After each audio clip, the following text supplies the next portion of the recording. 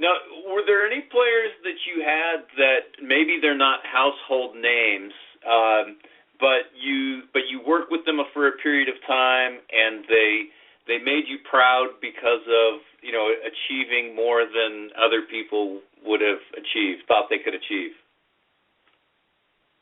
Well, I think the one that always keeps popping up is Eliot. Teltscher did unbelievable. He never won a major. He was 5th in the world, played Davis Cup. He was a tiny, scrouchy little kid. When he was 14, 15, didn't look like he had a muscle on his body. I mean, and by the time he was 17, he could hit a one-handed backhand better than Federer. And so this guy was I would love to have seen him win a Grand Slam. He always had a tough time beating Thomas and those guys. He was not big, but he was a huge fighter. And there were a lot of people, even names I don't remember, that showed promise. I had a girl named Stephanie Rahe. Stephanie Rahe, she actually lived with me for a while. When she's 14, she was the hottest junior in the world, and then she got injured when she got in a car accident. And in those days, they would take courts and they move courts into a stadium and they tape it. And the one of the tapes was up a little bit, and she fell, and so she injured. She still got to be 7 in the world, but she was unbelievable good. Unbelievable.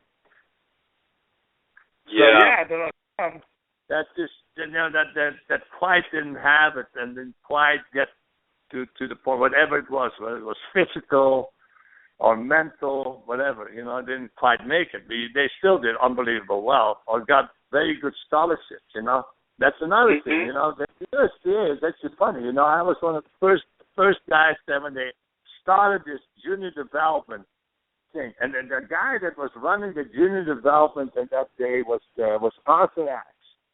And he was the first junior developer. For some reason they sat there. They thought they needed that. Okay, so he was it.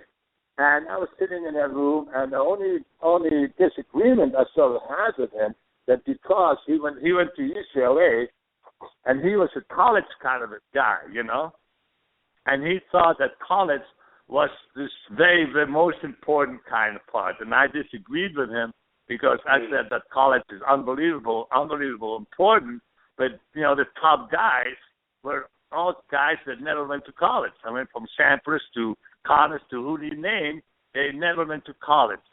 And so, but the USTA in those days was great because he was the head, but they were a supporting. He understood how to be a supporting kind of organization. And so they never called me up and said, hey, we want your kid to come to, or call the kid and say, we want you to come to the USTA. That didn't happen. They stayed out. And the USTA would be far better served if they would just stay out of that, not trying to develop a player in the United States. Get rid of that thought that you have that the USTA has to develop a player. Let the player support the player somehow, like they did in the old days. Find ways to make it more interesting for the kids, but don't take over. That's what McEnroe did. He wanted to take over.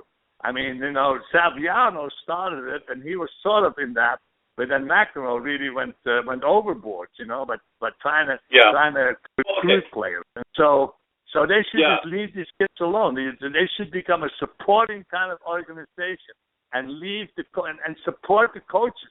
Don't take the player away from the coaches. What the hell is the matter with them? I mean, it's the hardest part, is coaching is when the kid is 7, 8, 9, 10, 11, 12, 13, 14 years old.